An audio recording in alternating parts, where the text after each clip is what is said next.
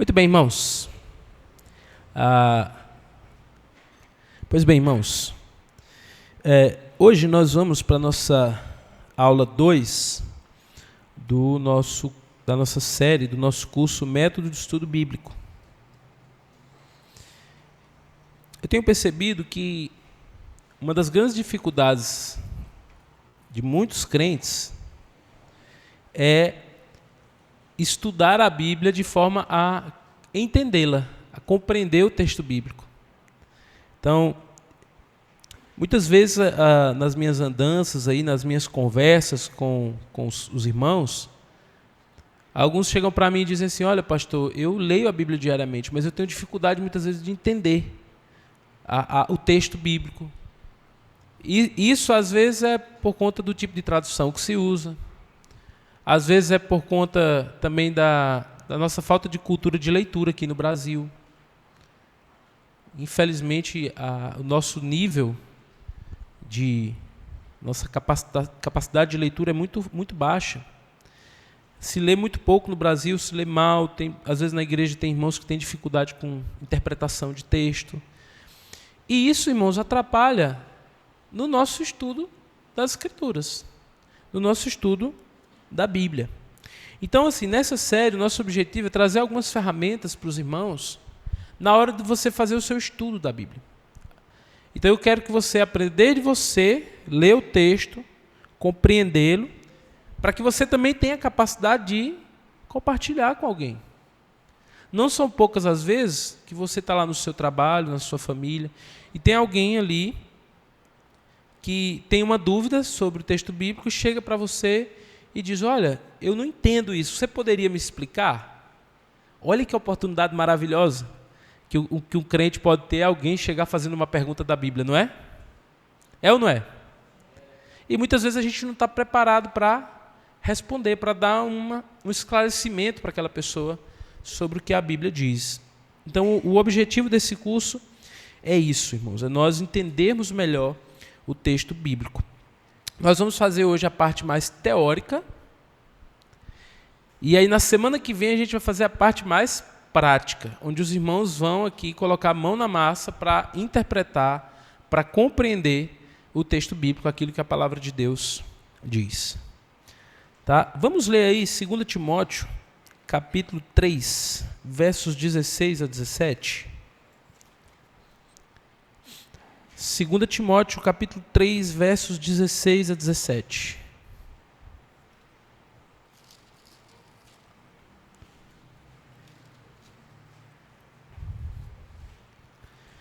Nos diz assim a palavra de Deus: toda a escritura é inspirada por Deus e útil para o ensino, para a repreensão, para a correção, para a educação na justiça, a fim de que o servo de Deus seja perfeito e perfeitamente habilitado para toda boa obra. Então, a primeira coisa que nós tiramos por base aqui é que a Bíblia é a palavra de Deus e que ela é o nosso instrumento tanto de capacitação como de santificação. Então, eu e você, como crentes, precisamos ler a Bíblia e nós precisamos entender o que a Bíblia diz, para que a nossa vida seja transformada pela palavra. Tem um exemplo, se você puder voltar um pouquinho para o livro de Atos, no capítulo 8. Atos, capítulo 8.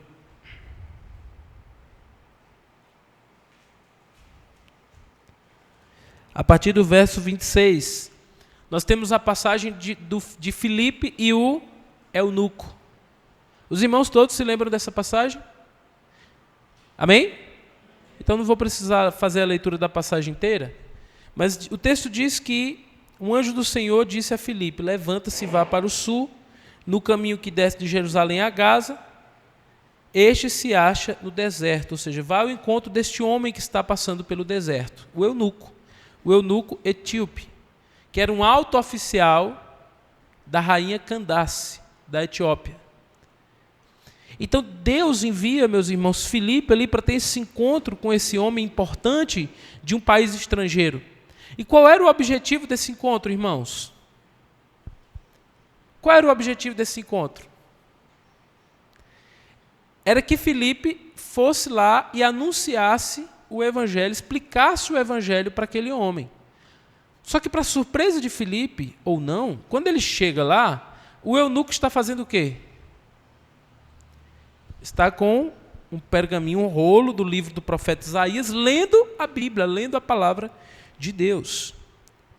E a pergunta que, no verso 30, Filipe faz, é uma pergunta que deve ser feita a todos nós. Entendes o que lê? E ele vai e responde com muita sinceridade. Às vezes nós não temos a sinceridade do eunuco. E ele diz, como poderei entender se ninguém me explicar? Então nós temos aqui um homem que veio de longe, veio lá da Etiópia, para adorar a Deus em Jerusalém. Ele está lendo o pergaminho, está lendo os escritos do Antigo Testamento. Ele está buscando, de alguma forma, e com boa intenção, se aproximar de Deus, ter um relacionamento com Deus, mas ele está lendo a Bíblia e não está entendendo o que o texto diz. E aí Deus vai lá e usa quem? Filipe. Se você acompanhar comigo, ele diz, verso 35, então Filipe explicou. E começando com esta passagem da Escritura, anunciou-lhe a mensagem de Jesus. Ou seja, ele explicou para ele, a partir daquela passagem que ele estava lendo e não estava entendendo quem era Jesus, e que o texto apontava para Jesus, e a partir daquilo, o que é que acontece? A conversão do eunuco e o batismo do eunuco. Então, há muitas pessoas, irmãos, que até estão lendo a Bíblia, mas não estão entendendo. E não consegue progredir na sua caminhada cristã, não consegue crescer, não consegue se aproximar mais de Deus, não consegue se render a Jesus porque não lê, não compreende o que lê. Então o nosso objetivo aqui é justamente esse: capacitar os irmãos a estudar a Bíblia de forma correta, reverente e fiel, utilizando o método que eu vou ensinar aqui para os irmãos, para que possam desenvolver a habilidade de observação, interpretação e aplicação das Escrituras, a fim de conhecer a Deus mais profundamente e viver em obediência à sua palavra. Muito bem. Então, no final da aula, a ideia é que cada um dos irmãos seja capaz de, primeiro, desenvolver uma postura de dependência de Deus, antes de ler a Bíblia, aplicar os princípios de observação do texto, interpretar a passagem considerando seu contexto, identificar a ideia central e a estrutura do texto bíblico, utilizar perguntas investigativas para aprofundar a compreensão do texto e, por fim, aplicar corretamente a mensagem bíblica à sua vida cristã e ao ministério. E para isso nós vamos usar um método, que nós vamos chamar aqui de método joia, certo? Esse método é bom, né? Que é joia. Esse método joia que nós vamos, a partir de agora, a ideia é que os irmãos usem esse método para estudar a Bíblia. Eu quero aqui, diante de uma passagem, sentar e eu quero compreender esse texto. Então eu vou usar o método joia. Esse método, como vem de 4 letrinhas, J-O-I-A, a partir de 4 etapas. O J representa o quê? Joelhos. Então, essa primeira etapa do nosso estudo bíblico é estar de joelhos diante de Deus. Segundo, observar bem a passagem. Terceiro, interpretar fielmente. E quarto, aplicar em nossas vidas. Então são essas 4 etapas. J, tá bom? Joia. Vamos lá, todos juntos? J, O, I, A, aplicar. Então esse é o objetivo nosso aqui. Quem fez aquele curso lá no início do meu ministério aqui, a gente fez um curso com alguns líderes da igreja e a gente estudou um pouco sobre método de estudo bíblico. Mas nós vamos aprofundar ainda mais, para a gente aprender a estudar a Bíblia. Primeira coisa que a gente deve fazer quando a gente vai estudar o texto bíblico é orar. Primeiro, de joelhos diante de Deus. Veja, meus irmãos, alguém disse certa vez que a Bíblia é o único livro que todas as vezes que você lê, o autor se faz presente. Você já parou para pensar no privilégio que é isso? Eu tenho muitos autores que eu gosto. Imagina, irmãos, eu gostaria muito de, ao terminar de ler um livro desses meus autores, poder sentar com eles e tirar minhas dúvidas, conversar com eles. Tem vários autores que eu gosto. Eu me lembro que um dos livros assim, que falou muito ao meu coração foi um livro do Tim Keller. Tim Keller é um pastor norte-americano que já faleceu, né? Ele já está na glória com Cristo. E eu li esse livro do Tim Keller, que se chamava Ego Transformado. Esse livro me quebrou. E aí, quando eu terminei de ler aquele livro, assim, eu terminei assim, aquele livro que me colocou mais dúvidas no meu coração. E eu me lembro que eu falei para uma pessoa conhecida, eu disse, olha, eu gostaria muito de sentar com o Tim Keller e conversar sobre esse livro. Mas ele está lá nos Estados Unidos, eu não tenho acesso a ele. Imagina, irmãos, quando você termina de ler a Bíblia, você tem acesso direto ao autor da Bíblia. Você pode orar, falar com o Senhor, e o Senhor te ajuda a esclarecer, Ele te traz entendimento. Os irmãos creem nisso? Lembra que quando Jesus fala sobre o Espírito Santo, lá na oração sacerdotal, lá de João 15 a 17, ele diz que o Espírito Santo, que os crentes não ficariam órfãos, viria um outro Consolador, o Paráclitos, e que ele os conduziria a toda a verdade. Ele iria esclarecer os crentes, até mesmo das dúvidas que eles tinham. Esse Espírito Santo, ele habita em nós. Nós precisamos buscar de Deus, buscar do Espírito Santo de Deus o entendimento da palavra de Deus. Olha só, Salmo 119, verso 18. Alguém lê aí para mim, voz alta. Pode ler. Salmo 119, 18.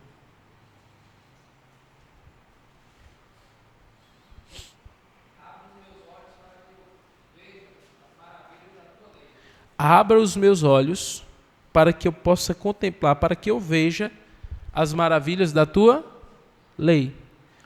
Não é uma oração interessante para o crente fazer quando vai estudar a Bíblia? Abre os meus olhos. Porque muitas vezes parece que os nossos olhos estão fechados. A gente lê a passagem e não entende. Aí vem alguém e explica para a gente e a gente diz, nossa, eu não percebi que estava aí no texto. Então o Espírito Santo de Deus, ele abre os nossos olhos para a gente compreender as maravilhas da lei de Deus. E o estudo da Bíblia, irmãos, nós precisamos entender que é primordialmente algo espiritual. Veja,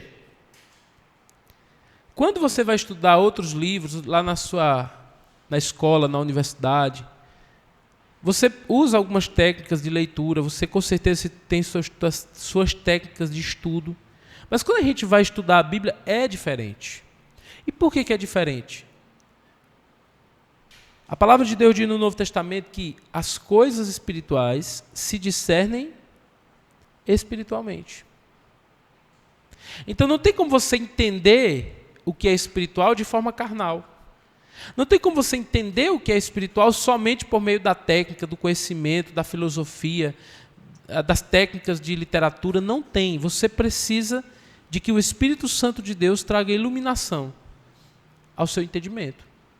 Eu vou explicar uma coisa para os irmãos. Não está aí na apostila, mas no nosso relacionamento com Deus, a gente tem 3 palavrinhas importantes.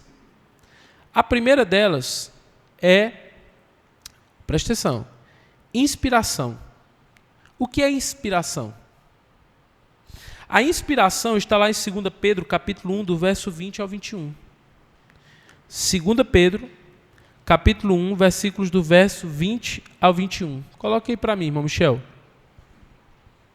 Vamos ler todos juntos? Primeiramente, porém, saibam que nenhuma profecia da Escritura provém de interpretação. Opa, vamos parar aqui. Então ele está dizendo que a Bíblia, a gente tem que tomar cuidado, porque a gente vive no período do pós-modernismo. Hoje, você tem pessoas que defendem o relativismo, inclusive na interpretação das Escrituras. Algumas escolas mais liberais dizem que o texto ele não tem um sentido implícito, ou seja, ele não tem um sentido claro. Quem dá o sentido é o leitor. Isso é verdade? Não. Uma passagem da Bíblia, irmãos, não pode ter duas interpretações. Você já viu um crente discutindo assim, diz assim, olha, essa é a minha interpretação. Aí o outro diz o quê? Não, essa é a minha interpretação. Nessa situação, só tem duas possibilidades. Ou um está errado e o outro está certo, ou os dois estão errados, porque o texto bíblico não pode ter mais de uma interpretação. Pedro está dizendo, olha, que a profecia não provém de interpretação pessoal. Quando a gente vai estudar a Bíblia, não é sobre o que eu entendo, sobre a minha interpretação, mas a gente tem que pedir a Deus para a gente interpretar de acordo com o sentido do texto, com aquilo que Deus revelou. E isso é preciso entender o que é inspiração. E aí o verso 21 vai explicar. Todos juntos? Porque nunca, jamais, qualquer profecia foi dada por vontade humana. Entretanto, homens falaram da parte de Deus, movidos pelo Espírito Santo. Então Pedro está dizendo que tudo que está aí na sua Bíblia não é algo que nasceu no coração do homem. Não provém de interpretação humana, não é dado pela vontade humana, mas é algo inspirado por Deus. Nós temos, o irmão Osnildo ensinou isso para os irmãos, né, para a gente, porque a aula também estava online, de que a Bíblia ela foi inspirada aí em um processo de 1.600 anos, por mais de 40 autores. Mas quando nós olhamos para a Bíblia, nós entendemos que não é o que Moisés disse, não é o que Davi disse, não é o que Pedro disse, não é o que Paulo disse, é o que esses homens disseram, sim, mas inspirados pelo Espírito Santo de Deus, de forma que tudo que está ali é palavra de Deus. Os irmãos creem nisso? Então isso é o que nós chamamos de inspiração. A inspiração é o processo de Deus usar homens para escrever ou para anunciar a sua palavra aos homens. Como o texto diz, olha, homens santos falaram da parte de Deus movidos pelo Espírito Santo. Isso é inspiração. A inspiração ela é um processo que ela acabou lá. Quando o cânon do Novo Testamento se fecha, o cânon é o quê, meus irmãos? É a coleção de todos os livros da Bíblia. Quando ele se fecha, já não há mais inspiração nesse sentido. Se você abrir o último livro da Bíblia, abra comigo. Apocalipse 22. Verso 18 diz: Eu, a todo aquele que ouve as palavras da profecia deste livro, testifico. Se alguém lhes fizer algum acréscimo, Deus lhes acrescentará os flagelos deste livro. E se alguém tirar qualquer coisa das palavras deste livro, Deus tirará a sua parte da árvore da vida, na cidade santa e das coisas que estão escritas neste livro. Então, a Bíblia termina dizendo, olha, nada deve ser retirado e nada deve ser acrescentado. Então, inspiração nesse sentido em que o Espírito Santo de Deus usou esses homens, profetas, apóstolos, para nos trazer a palavra de Deus, não existe mais. Isso se encerrou aqui. Então, às vezes a gente diz assim, olha, o pastor hoje estava inspirado por Deus, né? Tecnicamente não é uma palavra, ou inspirado pelo Espírito Santo. Tecnicamente não é a melhor palavra. Porque inspirado pelo Espírito Santo foram esses homens de Deus. Aí nós vamos entender qual é tecnicamente a melhor palavra para descrever isso. A segunda palavra, eu queria tanto usar meu quadrinho hoje, não tirei a primeira é inspiração. A segunda é revelação. Opa, o que é revelação? Meus amados irmãos, a revelação é aquilo que Deus revelou a nós. É a palavra de Deus. É a Bíblia. Como que eu sei disso? Abra sua Bíblia em Efésios. Efésios.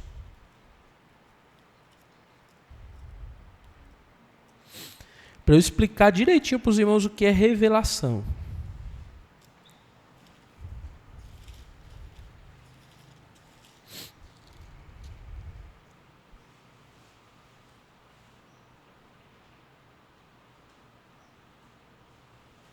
Tá, vamos lá.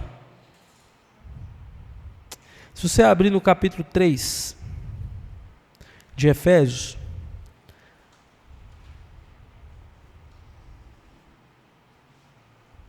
diz assim, ó: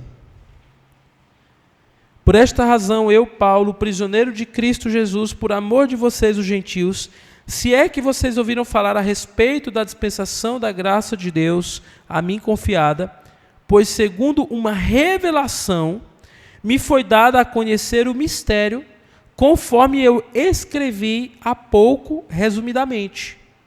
Ao lerem o que eu escrevi, poderão entender a minha compreensão do mistério de Cristo, o qual em outras gerações não foi dado a conhecer aos filhos dos homens, mas que agora foi revelado aos seus santos apóstolos e profetas por meio do seu Espírito.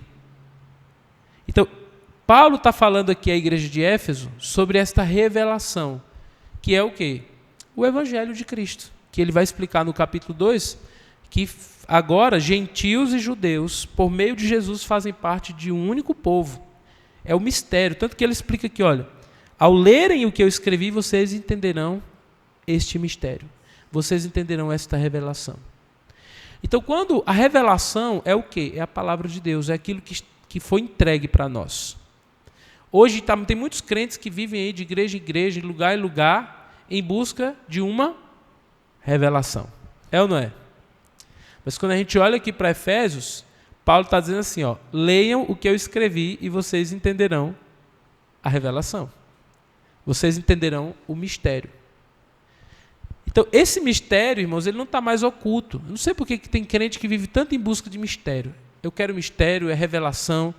A revelação ela já está aqui na Bíblia. O mistério já não está mais oculto. Paulo está dizendo, leiam e vocês entenderão.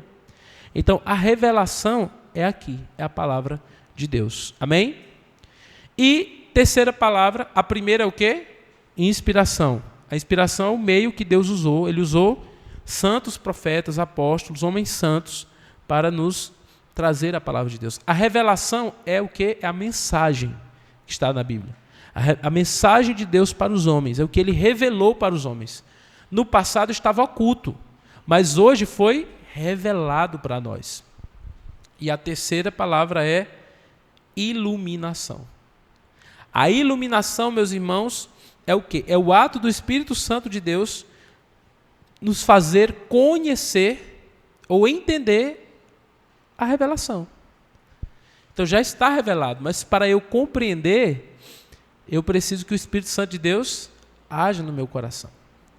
Então, quando o salmista diz aqui, abre os meus olhos para que eu possa ver as maravilhas da tua lei, é isso que deve acontecer no crente. O Espírito Santo ilumina o nosso entendimento para que a gente possa entender a palavra.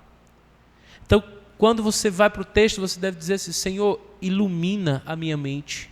Senhor, abre os meus olhos. Senhor, abre o meu coração. Eu quero compreender, eu quero entender a mensagem de Deus, aquilo que está aqui na tua palavra. Esse é o que nós chamamos de iluminação. Isso está lá em João. Os irmãos, vamos voltar lá no Evangelho de João? Só para ler brevemente aqui para os irmãos isso. João 14, verso 26, diz assim, mas o Consolador, o Espírito Santo, que o Pai enviará em meu nome, esse ensinará a vocês todas as coisas e fará com que se lembre de tudo que eu lhes disse. Então veja, esta é a obra do Espírito Santo. É Ele quem nos ajuda a entender a palavra, é Ele quem nos ajuda a guardar a palavra de Deus no nosso coração. Ele é o nosso ajudador nesse sentido. Então Jesus está dizendo, olha, até aqui eu fui o mestre de vocês. Agora eu estou subindo ao céu, mas eu não vou deixar vocês órfãos. Eu estou enviando um ajudador para vocês. Alguém que... Lembra que muitas vezes os discípulos chegavam para Jesus fazendo perguntas? Quantas vezes, irmãos, Jesus explicava uma parábola, lembra, por exemplo, da parábola do semeador, e os próprios discípulos não entendiam. E depois Jesus se reunia com eles e explicava para eles o significado da parábola. Então Jesus está dizendo assim, olha, eu estou subindo ao céu, mas eu estou deixando com vocês alguém que vai ajudar vocês a entender a palavra. Alguém que vai ajudar vocês a compreender o que a Bíblia assim nos diz. Amém? Então, inspiração, revelação e iluminação. Anotem aí no material de vocês que isso aqui é importante. A inspiração, ela ainda existe nos dias de hoje?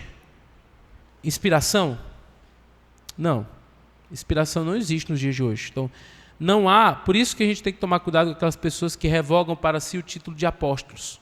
Aí eu sou um apóstolo. Se ele está dizendo que é um apóstolo, ele tem o mesmo peso e a mesma autoridade dos apóstolos lá no Novo Testamento. Então, a palavra deles é palavra inspirada. Mas a Bíblia diz que isso não é mais válido para os dias de hoje. É por isso que o apóstolo Paulo vai falar em suas cartas sobre os falsos apóstolos. Pessoas que chamavam para si uma autoridade que eles não tinham. Então, hoje em dia, não existem mais apóstolos. Não, você tome cuidado com pessoas que ficam querendo dizer que tem essa autoridade. Eu sou apóstolo, eu sou alguém que traga uma mensagem de Deus. Principalmente quando alguém diz assim, eu trago uma nova mensagem de Deus. Isso é característica de falsos profetas. Tudo que você precisa, meu irmão, para viver uma vida que agrada a Deus está aí na sua Bíblia. Nós precisamos estudar a palavra. Segundo, a questão da revelação também é válido para hoje, sim, mas aquilo que está na Bíblia. Ah, pastor, Deus pode falar comigo por meio de alguém? Um sonho, uma visão, algo assim? Pode. Quem sou eu para dizer como que Deus vai falar? Agora, a minha vida será baseada nisso? Não. A Bíblia, inclusive, o apóstolo Paulo diz que até mesmo as profecias nas igrejas neotestamentárias, elas precisavam ser o quê? Avaliadas de acordo com a palavra de Deus. A vida do crente deve ser dirigida pela palavra. Então, o crente que vive em busca de sonhos, de revelações, desse tipo de coisa, não vai conseguir viver uma vida que agrada a Deus, porque a palavra já está revelada. A palavra está aqui. Nós precisamos buscá-la. Amém? Tem um meme antigo de internet que tem uma pessoa aqui, né, com a mão levantada, Senhor, me revela a tua vontade, né? E aí tem o segundo quadrinho é uma mão do céu assim com a Bíblia, né? Eis que eu te digo, abra a Bíblia e eu falo contigo. Então, muitas vezes, irmãos, nós estamos querendo ter sinais miraculosos quando a palavra de Deus já traz todas as respostas que nós precisamos. Amém? 2 Timóteo 3,16 fala sobre isso. E o apóstolo Pedro também, em suas cartas, fala que por meio da palavra nos foi dado tudo o que nós precisamos para a vida e para a piedade. A Bíblia é suficiente. Nós precisamos crer nisso. Então, tome muito cuidado. Então, o que vale para os dias de hoje é a iluminação. Então, o que nós devemos pedir a Deus é que ilumine o nosso entendimento para compreender o texto bíblico. Pois bem, orei ao Senhor para entender a palavra, para compreender o texto bíblico. Aí, o que é que eu vou fazer agora? Eu vou para o meu segundo momento do nosso método aqui, que é o quê? Observação. Então, eu preciso observar o texto. Veja, eu trouxe aqui uma coisa interessante. A pergunta que eu devo responder nessa fase é o que eu vejo no texto. Tem um livro que é muito legal sobre leitura, de um autor chamado Mortimer Adler, e ele fala sobre os 4 tipos de leitura. O primeiro tipo de leitura seria uma leitura elementar, que é aquele primeiro contato com a leitura, envolvendo a alfabetização, a compreensão básica de palavras e frases. É aquela que os nossos filhos estão desenvolvendo, é a leitura elementar, que ele começa a juntar os símbolos para poder compreender as palavras e as frases. O segundo nível de leitura é a leitura inspecional, que é aquela leitura superficial para identificar a estrutura do texto, tema principal, pontos importantes. O terceiro nível de leitura é o que nós chamamos de leitura analítica. É uma leitura cuidadosa e detalhada, buscando a compreensão profunda do texto e das ideias do autor.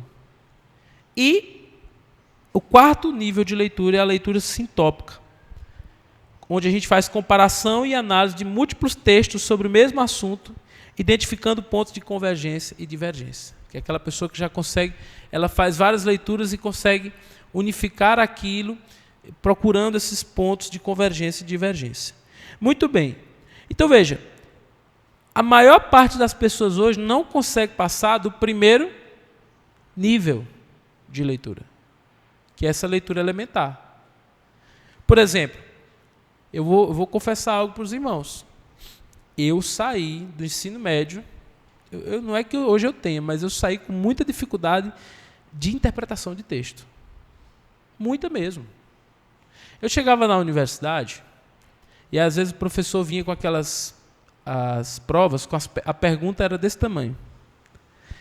Irmãos, eu lia 4, 5, 6 vezes para poder compreender o que o professor queria que eu respondesse ali, porque eu tinha dificuldade de interpretação de texto.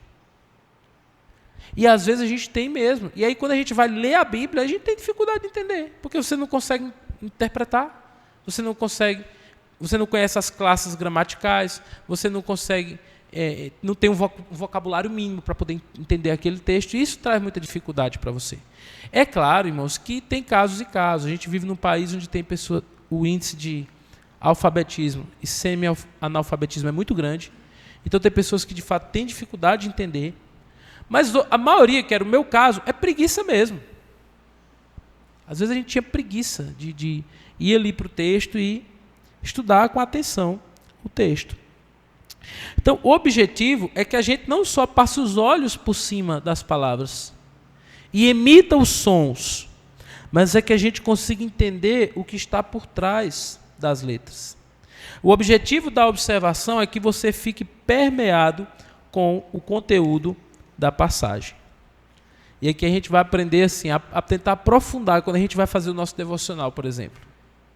Orei, agora vou para o texto bíblico. Eu lembro que quando eu fiz o curso da ABCB, Associação Brasileira de Conselheiros Bíblicos, fiz lá em Fortaleza, e aí eu conheci um pastor lá, o pastor Flávio. E o pastor Flávio, ele falava muito sobre isso. Ele disse assim, olha, um dos grandes problemas da igreja atual são esses devocionais.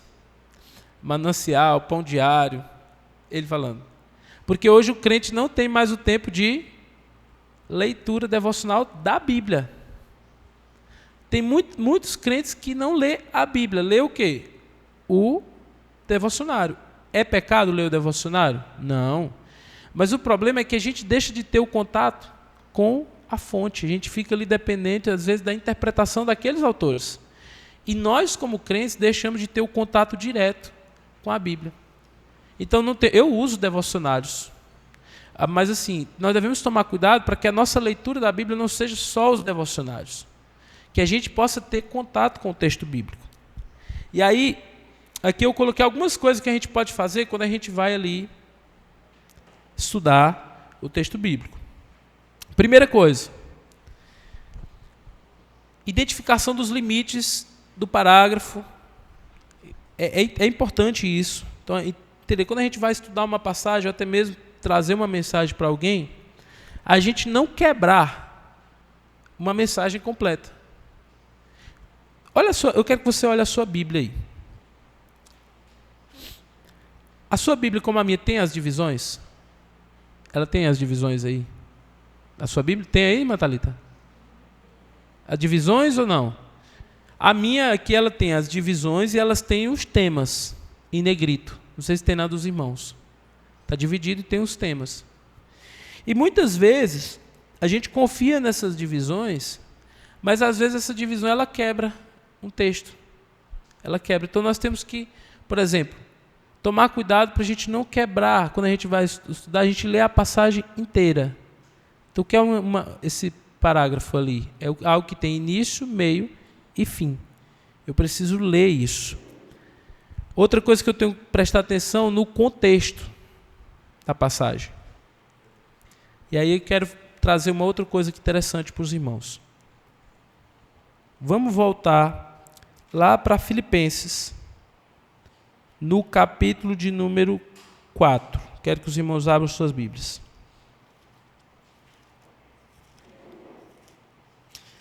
Filipenses 4.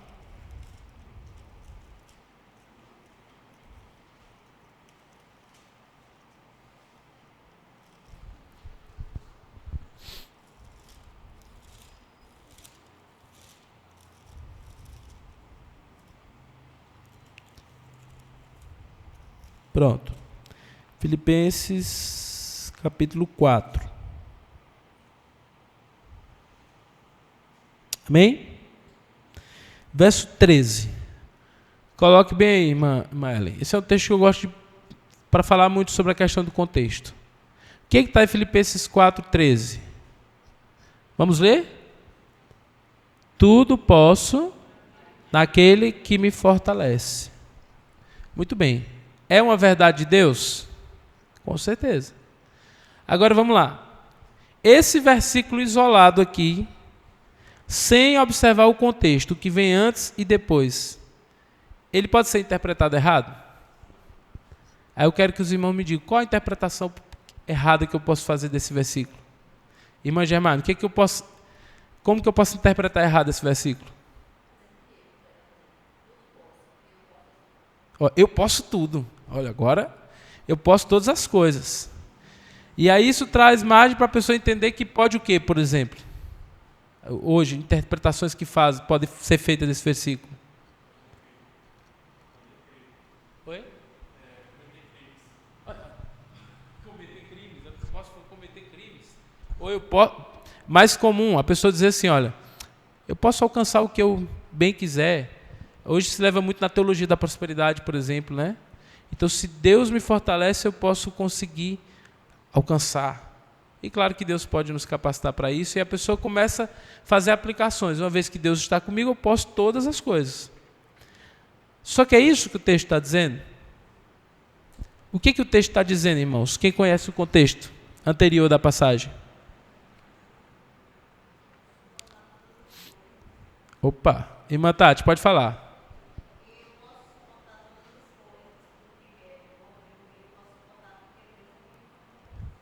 Eu posso suportar as coisas boas que vêm, mas também o que vem de ruim, porque é Deus que me fortalece.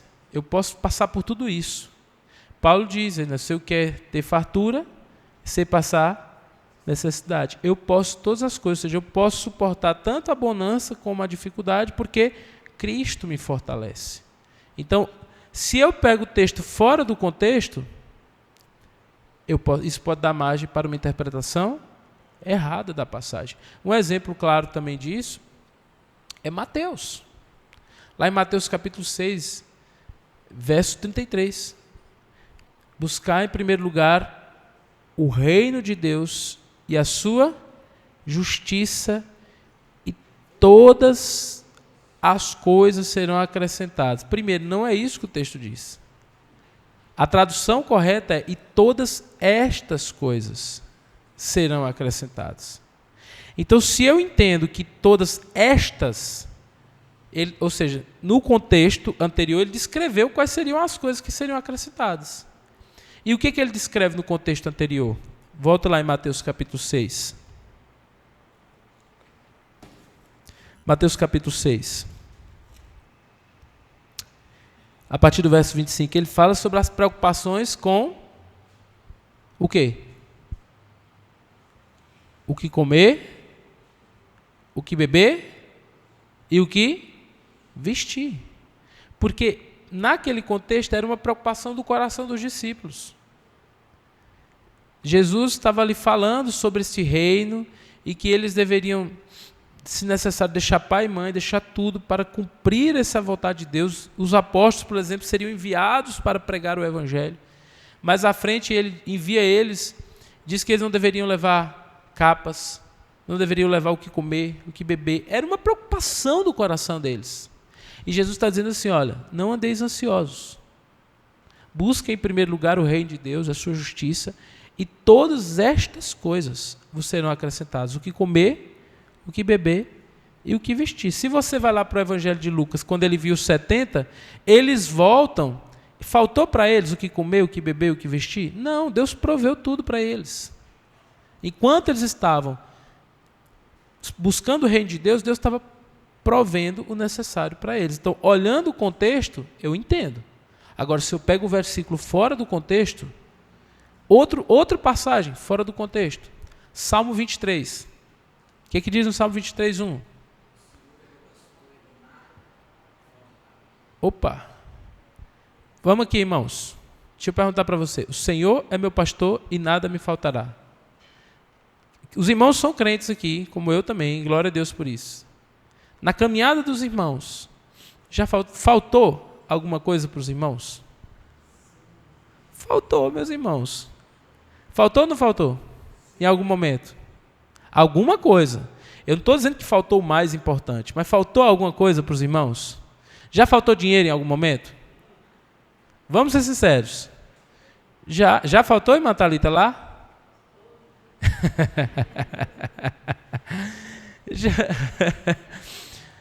Certo? Já faltou.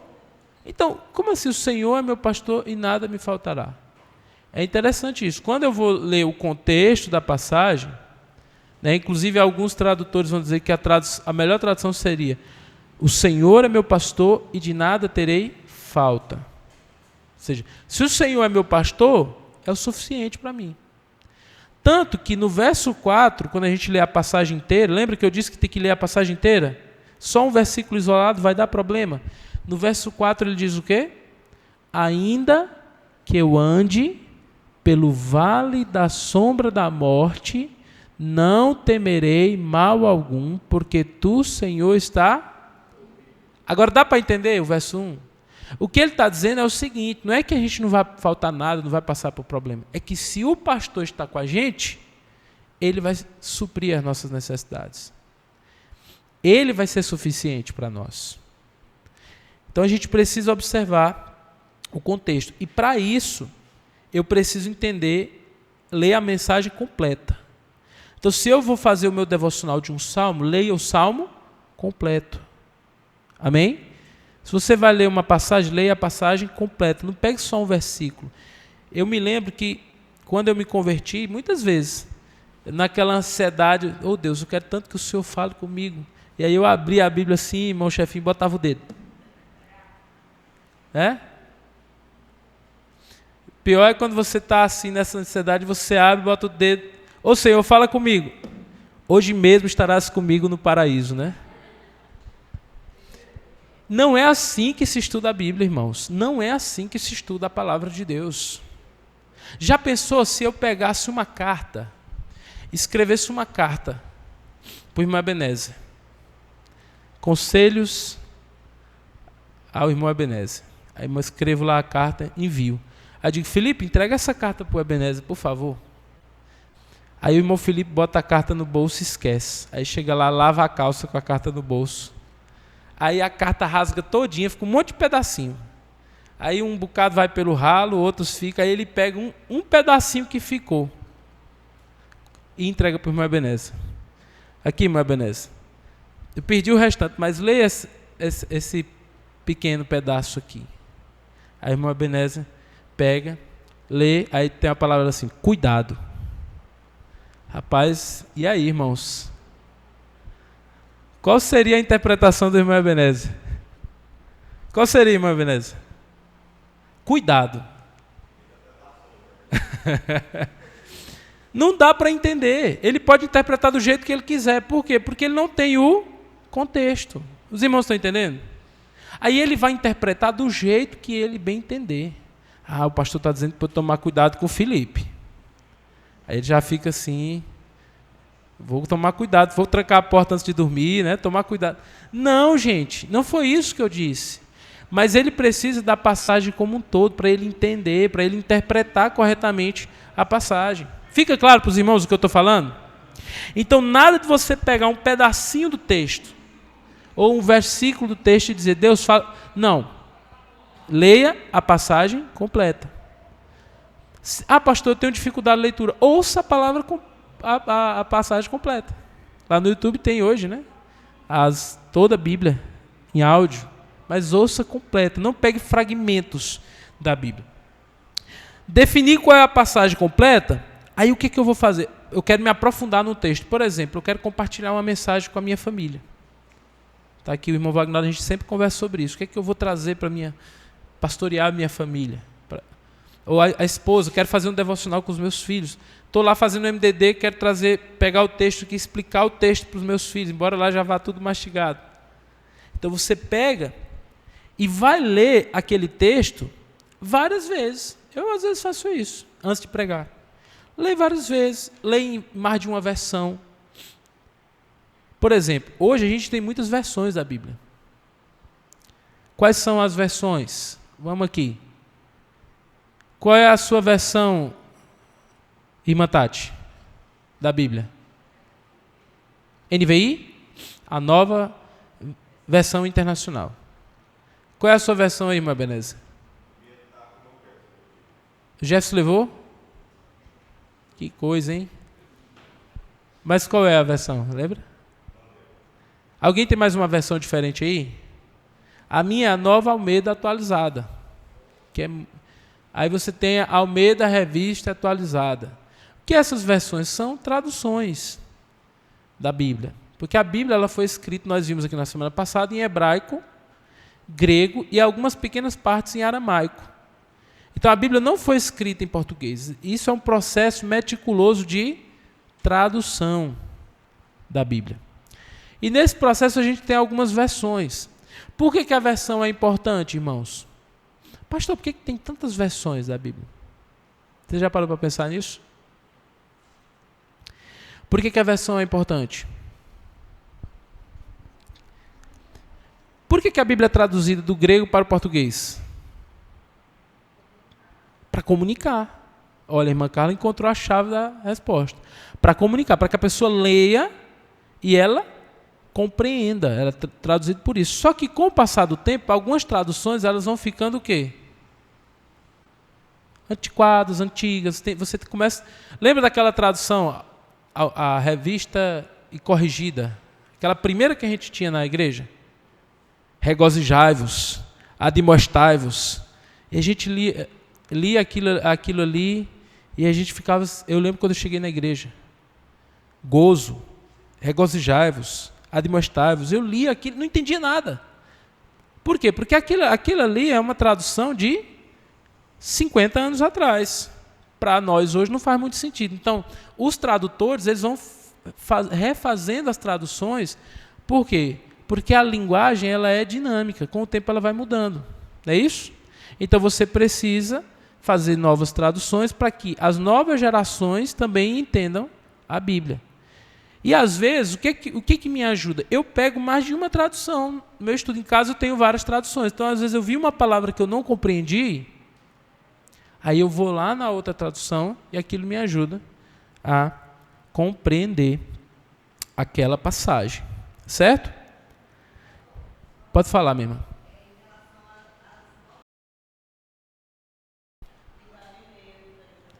Deixa eu explicar para os irmãos. Como que eu tomar cuidado com isso? Hoje a gente tem no Brasil a Sociedade Bíblica do Brasil. Mas a gente tem que tomar cuidado com o tipo de tradução. No estudo das traduções da Bíblia, você tem alguns tipos de tradução. Por exemplo, tem algumas Bíblias que são traduzidas por paráfrase. A Bíblia, a Mensagem, nova tradução na linguagem de hoje, NTLH.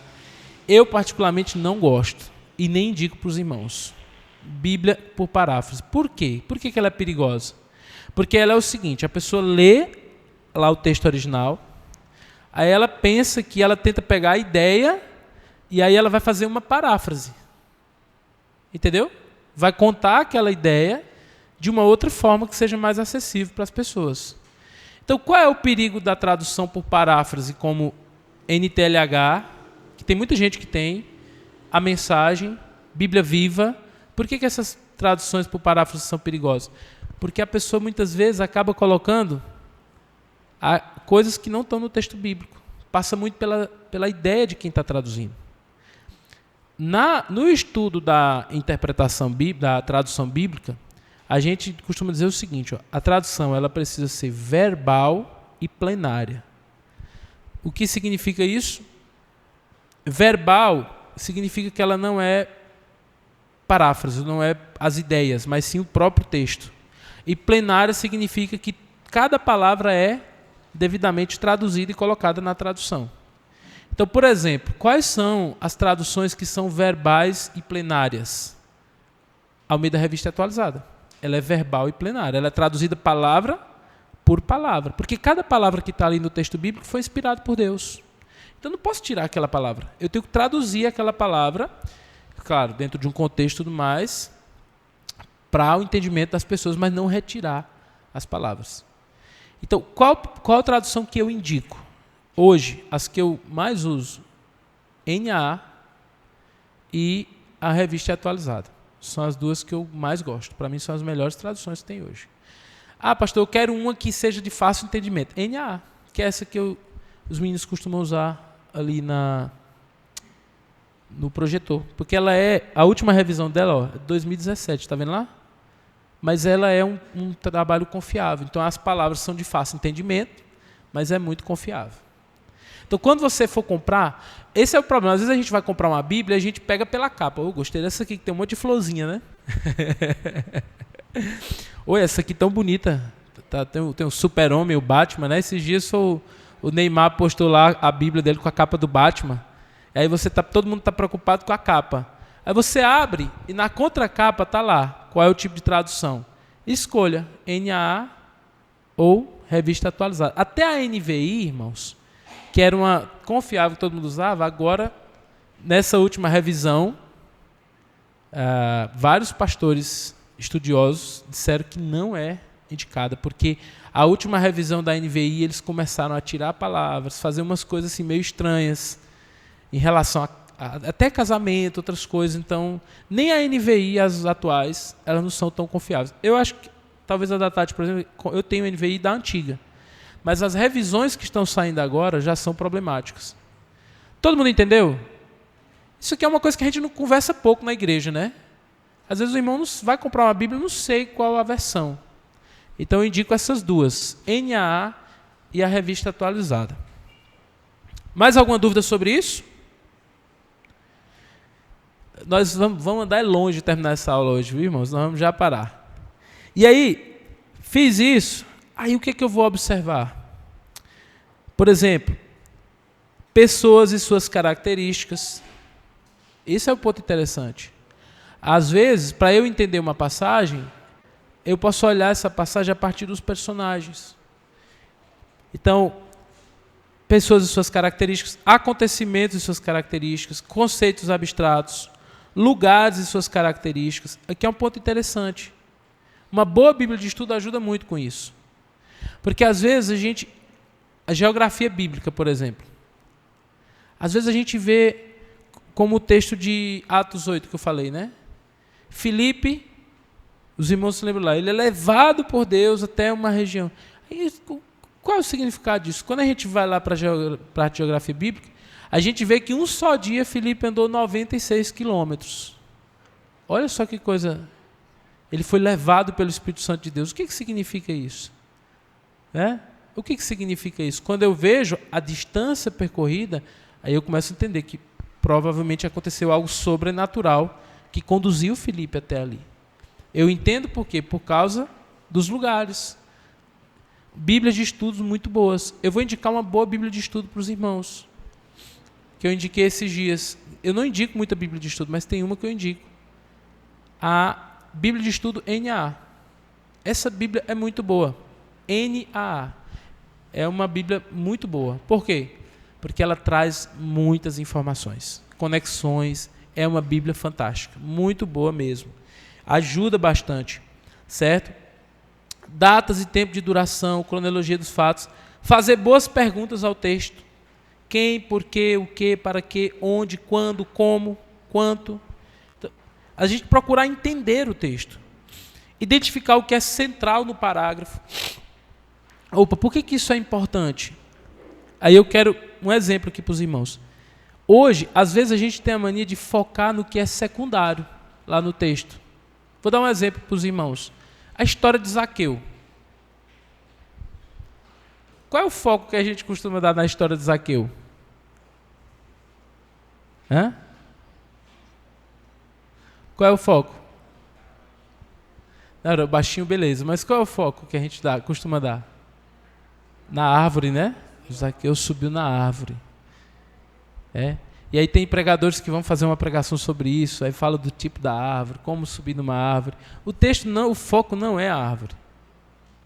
Eu vi um pregador uma vez falando, aquele texto que diz que Jesus saiu de Nazaré e foi para Cafarnaum, né?